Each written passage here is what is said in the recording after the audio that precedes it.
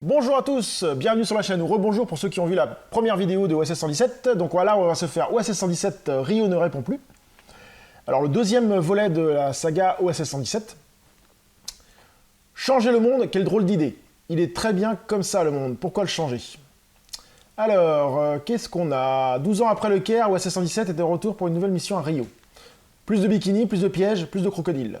Plus d'aventures, plus de chinois, plus de mystères, plus de bagarres. Plus de traîtres, plus de charme et plus d'OSS 117. Donc, encore une histoire d'espionnage. Hein. Bon, on se retrouve dans un contexte quasiment identique au premier, avec un Dujardin qui est complètement à côté de la plaque. Et de mémoire, hein, il est un tout petit chouïa moins bon que le premier, mais j'avais passé un moment à rigoler sur certaines scènes qui étaient complètement cons. Donc, on va se le refaire. C'est parti! A few moments later. Donc, je viens de me finir OSS 117 Rio ne répond plus. Un film très très bon hein, pour moi, enfin bon je veux dire, un bon film, hein. J'ai passé encore un agréable moment à le voir.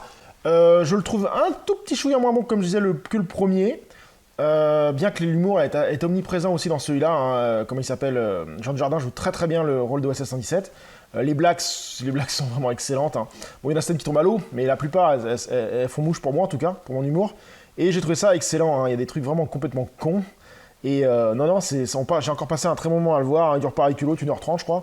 De la bonne comédie française. Hein. Bon, le scénario pareil est pas extraordinaire, d'ailleurs je trouve que le scénario s'enlise un peu à un moment. Mais ça reste quand même un film très agréable à regarder, avec des choses encore plus loufoques que le premier je trouve au niveau des fusillades, des combats.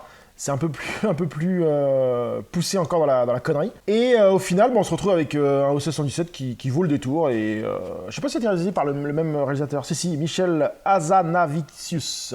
Moi j'ai bien aimé, j'ai trouvé ça excellent. Donc oui, OSS 117 est à voir aussi, Rio ne répond plus. Je pense que l'un ou l'autre, celui-là ou celui-là valent le coup, hein, si vous avez l'occasion de les voir, si vous ne les avez pas vus. Hein. Ce sont des bonnes petites comédies françaises à la James Bond à la con, et qui valent le détour. Donc ouais, ça j'adore ce genre de film.